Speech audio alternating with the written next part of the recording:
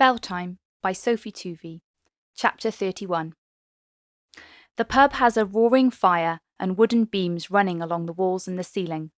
I'm sitting at the table with Michael, Dad and Katie, enjoying the best Sunday lunch I've ever eaten, celebrating my appointment as the new Additional Learning Needs Coordinator. No one else applied for the role.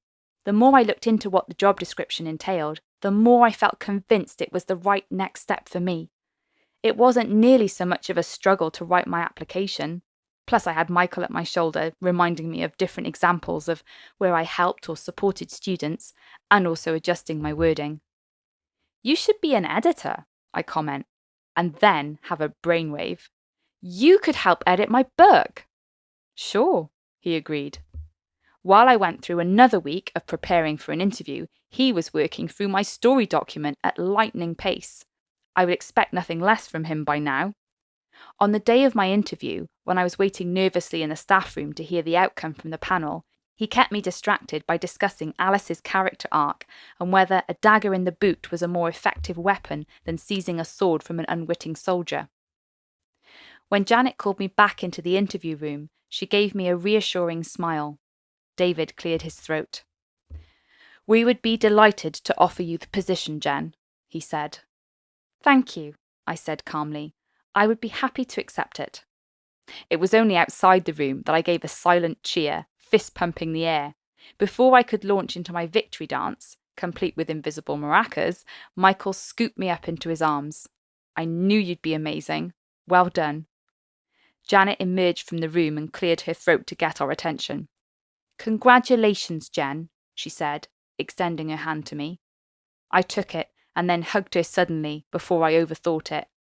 "Thanks for everything, Janet," I said, pulling back. "I'm so proud of you," she replied, her eyes misty. That was a sweet moment. I smile at the memory, look round the table at my family, and conclude that my faith has been restored in humanity. Take that, David Clark. "I can't eat another bite," Katie groans, pushing her chair back. "Can you get promoted every week?" "I don't intend to go for any more promotions anytime soon." I smile at Michael. "I think it would finish me off." "How's your story coming along?" she asks. "Getting there," I reply. "Michael just finished going through it this morning." "It's brilliant," Michael says, giving me one of his warm smiles. "Wonderland will never be the same for me again. I'll always be looking for silent assassins." "I'm hoping to pick up some tips from Judy's writer friend when she comes in for the writing festival," I say. I'm proud that it's going ahead. "I hate to break it to you, but Jen's been using your room as a writing space," Dad tells Katie. "Oh, I see," she says in mock annoyance. "Well, just as long as you clear out when I come to stay." "It'll be Christmas before you know it," Dad says, and we all groan. "I can't even think about next week, let alone December," I say, although Dina and Claire are already planning how they can meet Michael when they're staying in Widlock over Christmas, so we've already booked an obligatory meet-up. "Well, now that you two are together," Katie waves her hand between Michael and me, "I expect you to actually have more of a social life. That includes you, Michael. I think you're both workaholics and you need some kind of therapy to help you through." "Thanks for the life lessons, little sis." I poke her in the ribs. "I'll bear that in mind." "A toast," Katie says, raising her glass. "To Sunday lunch and not working too hard." We clink our glasses. "I'll drink to that," I grin. Later, Michael takes me outside Widlock to a hill looking down on the town. Wrapped up in my stole with Sylvia's sheepskin gloves, the night air feels cold but not sharp. We climb to the viewpoint, guided by Michael's torch, and look down at the sprawling suburbs. A few fireworks shoot bright colours into the sky from one of the estates. "Bit late for bonfire night," Michael comments. "This is probably the first dry night we've had all week," I remind him. "Anyway, it's romantic." "I thought we might try and see some stars," he says, looking up into the sky.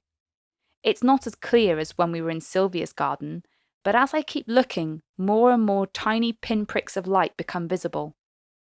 "They were there all along," I say, tucking my hand under Michael's arm. "I just didn't stop and give enough time to notice them." We stand, enjoying the richness of the quiet and the feeling of a billion possibilities stretched out over our heads. You know, I've been thinking about Wuthering Heights, Michael says. Random, I reply. That quote on the mug I bought you. Whatever our souls are made of. His and mine are the same, I finish. I don't know if I would apply that to you and me. I don't know if I would apply any of Wuthering Heights to you and me. Ah, yes, what was it? The unflinching portrayal of a destructive obsession. Sometimes I think you have a photographic memory. It was something you said, not something I read. Michael. Sorry, he grins. What I mean to say is that I feel like we're very different, not the same at all. But I wouldn't have it any other way. He pulls me closer, and our lips meet, and it's the arguments, the banter, the quips, the cat ornament hide and seek, the theatre, the minibus, the nose injury, the date, the car park, all coming together to lead us to this moment right now when everything is all right. I won't say perfect, because it's a little too cold for that, and I'll probably fall over on our way back to the car. But it's us. Are you still a little bit obsessed with me? I ask. More than a little, Michael says, kissing me again. I'd say a lot. You know, saying you are a lot obsessed with me is really poor grammar, I point out. I actually don't care, Michael replies. Should we go back to the car? I'm freezing. Who wants perfect anyway? What I've got is way better than that. The end.